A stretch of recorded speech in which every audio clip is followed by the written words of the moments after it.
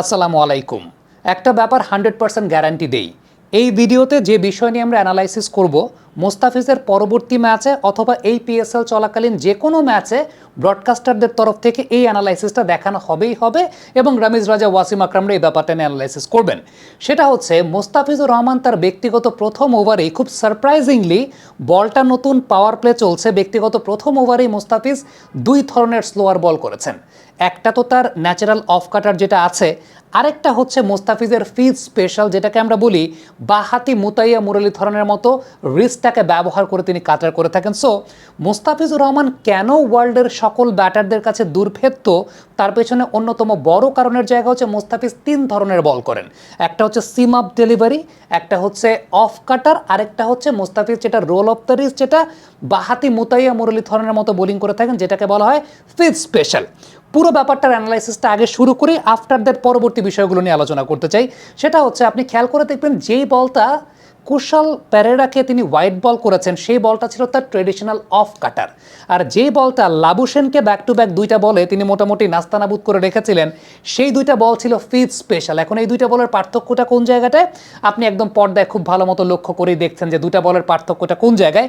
যেটা মোস্তাফিজুর রহমান মূলত of cutter kind of delivery করেন, সেই অফ কাটার কাইন্ড অফ ডেলিভারিতে ফিঙ্গারের ব্যবহারটা মূলত বেশি থাকে এবং রিলিজিং পয়েন্টার সময় আপনি ধাপে ধাপে দেখতে পাচ্ছেন, আমি এক্সপ্লেন করছি আর সেই জায়গাটা আপনি ভিডিওটা খুব ভালো মতো দেখছেন। রিলিজিং পয়েন্টের সময়টাতে দুইটা আঙ্গুল এবং সেই সঙ্গে থাম্ব, অর্থাৎ ইন্ডেক্স ফিঙ্গার, মিডল ফিঙ্গার এবং থাম্ব, এই তিনটাকে ব্যবহার করেই তিনি ultimately of cutter kind of একটা টুইস্টিং করে সেই বলটাকে রিলিজ করে থাকেন। বাট যেটাকে বলা হয় মুতাইয়া মুরলীধরন কাইন্ড অফ রিলিজ, যেটা হচ্ছে ফিফথ স্পেশাল ডেলিভারি, সেই জায়গাটায় বলটা কিন্তু থাকে একদম কবজির ভেতরে, মানে পামে, এবং সেই জায়গা থেকে মোস্তাফিজ বলটাকে কিন্তু রিলিজ করেন with the roll of his wrist, অর্থাৎ এই জায়গাটায় ফিঙ্গারের চাইতেও তার রিস্টের ব্যবহারটা অনেক বেশি মাত্রায় থাকে এবং লাবুসেনকে মূলত তিনি আসলে এই ধরনের বলেই ডিসিভ করার চেষ্টা করেছেন। মাইন্ডেড একটা বিষয় বলি, এটা গত বিপিএল এর সময় আমি ডিকোড করেছিলাম যে বাহাতির এগেনস্টে মোস্তাফিজ যখন কাটার করেন তখন অফ কাটার কাইন্ড অফ ডেলিভারিটাই করেন, আর ডান হাতির এগেনস্টে মোস্তাফিজ যখন কাটার করেন তখন তিনি যেটা করেন সেটা হচ্ছে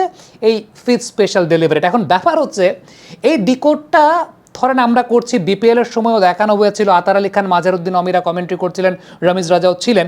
বাট অ্যাজ আ ব্যাটার যখন একজন ব্যাটসম্যান ফেস করেন, তিনি সত্যিকারের অর্থে যত বড় ব্যাটসম্যানই থাকুক না কেন, তার মাথায় হয়তো বা প্রিপারেশন আছে।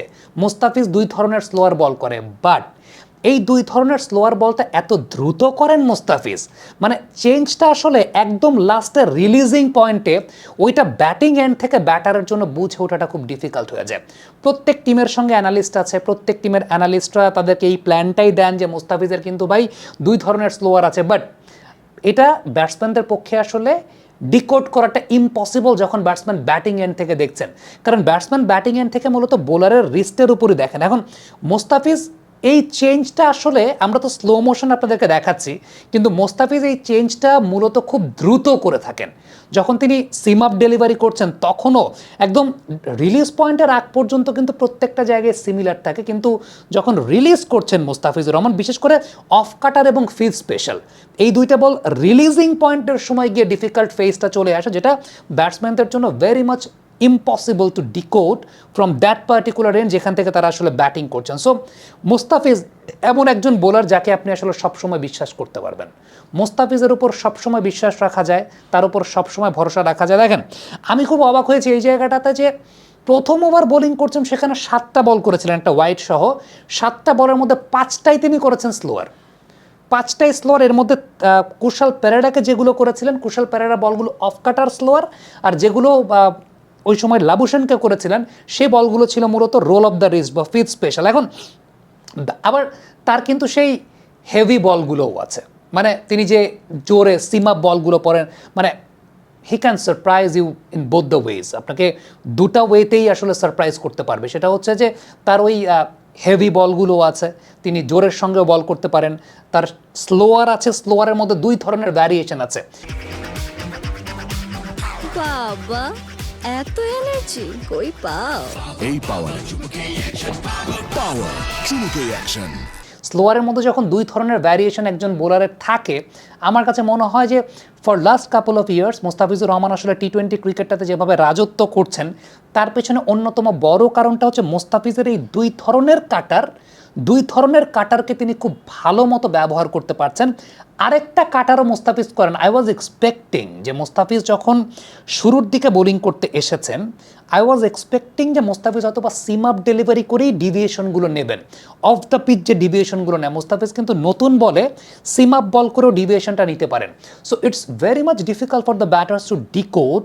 মানে আপনি সবসময় আসলে অন দ্য গেস থাকবেন, ব্যাটার্স আর অলওয়েজ গেসিং যে এখন কোন বলটা আসবে। এটাই মোস্তাফিজুর রহমানের সবচাইতে মানে বড় ফ্যাসিনেটিং বিষয় from ours point of view. কিন্তু from batters point of view it's a nightmare. নাইটমেয়ারটা এই কারণেই, কারণ ব্যাটাররা সবসময় গেস করতে থাকে যে আসলে কোন বলটা আসবে। আর আজকের দিনটাতে আমার কাছে মনে হয় যে it was very much special, because নতুন বলে বোলিং করছেন, 5 নাম্বার ওভার বা 6 নাম্বার ওভার তিনি বোলিং করছেন। এই সময় যে রোল অফ দ্য রিস্ট এই টাইপের সারফেসে, বিশেষ করে লাওয়ার কাইন্ড অফ সারফেসে এই টাইপের বল যে ধরবে, গ্রিপ করবে, এটা ডিফিকাল্ট ছিল আমাদের জন্য জাজ করাটা। বাট আমার কাছে মনে হয় যে মোস্তাফিজুর রহমান দেখেছেন যে অন দ্যাট সারফেস লাবুশেনের বল বেশ ভালো গ্রিপ করছিল, লেফট আর্ম অর্থোডক্স একজন স্পিনার ছিলেন, তার বল বেশ ভালো গ্রিপ করছিল।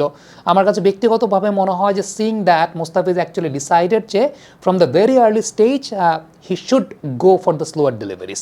এবং এটাই আমার কাছে মনে হয় যে অনেকে বলেন না যে মোস্তাফিজুর রহমান বোলিং ব্রেন নাই, তিনি হয়তো বা শুধুমাত্র বোলিং করে যান, মোস্তাফিজের বোলিং ব্রেন নাই। এটা মনে হয় তাদের জন্য একটা অনেক বড় শিক্ষার জায়গা যে Mustafizur Rahman last 1.5 years he has been very much mature. তিনি অনেক বেশি মাত্রায় ম্যাচিউর হয়েছেন। এখন মোস্তাফিজ আসলে অনেক বেশি মাত্রায় মাথা দিয়ে বোলিং করেন। মাথা দিয়ে যদি বোলিং না করেন, আপনি দেখবেন কোন সময়টায় জোরে বল করতে হবে, কোন সময়টায় আস্তে বল করতে হবে। থিসারা পেরেরাকে একটা আস্তে করেছেন, but it was going down the leg side, wide হয়ে গিয়েছিল। পরের বলটা আবার জোরে করেছেন, শর্ট মিড উইকেট একটা ফিল্ডার আছে, ওইটাও কিন্তু একটা উইকেট টেকিং ডেলিভারি। যে বলটা জোরে করেছিলেন short pitch, Kusal Perera pull করেছিলেন। আমার কাছে মনে হয় যে the fielder was there at short mid wicket. আমার কাছে মনে হয় যে টু গ্র্যাব দ্য ক্যাচ। এবং যদি আমার কাছে মনে হয় এখানে গ্রাউন্ডেড নামিয়ে খেলতে পেরেছেন, but on any given day ব্যাপারটা এরকম হতে পারে, সরাসরি ফিল্ডারের হাতে চলে যেতে পারে। সো টি-20 ক্রিকেটে মোস্তাফিজুর রহমান যেভাবে আসলে এখন ব্রেন ইউজ করে বোলিং করছেন, এবং আমার কাছে যেটা ইদানিংকালে অনেক বেশি মাত্রায় লাগছে for last couple of years, যে তার কিন্তু অস্ত্র ভাণ্ডারে অনেক কিছু যুক্ত হয়েছে, যেটা মোস্তাফিজকে সত্যিকারের অর্থে এখন অনেক বেশি মাত্রায় প্রমিনেন্ট করেছে। বিশেষ করে এই দুই ধরনের স্লোয়ার, একটা ফিল্ড স্পেশাল আর একটা হচ্ছে তার অফ কাটার, যেটা হয়তো বা অনেকে ডিকোড করতে পারেন নাই। যারা অনফিল্ড প্রথমবারের মতো আজকে দেখছেন, তারা হয়তো আজকে প্রথমবারের মতো দেখবেন, বাট এটা কিন্তু আমরা আপনাদেরকে দেখিয়েছিলাম গত বিপিএলের সময়টাতেই। বাট পিএসএলে I am pretty much sure যে আপনি হয়তো বা মোস্তাফিজের নেক্সট কোনো একটা ম্যাচে দেখবেন যে ব্রডকাস্টার আজকে রেডি করে ফেলবে, এবং মোস্তাফিজের নেক্সট কোনো একটা ম্যাচ এটা ব্রডকাস্টিং এন্ড থেকে দেখাচ্ছে। সে অপেক্ষা থাকলাম। পরবর্তীতে সময় আপনাদের সঙ্গে আবার কথা হবে। কমেন্ট বক্সে আপনাদের মন্তব্য, মতামত জানতে চাই।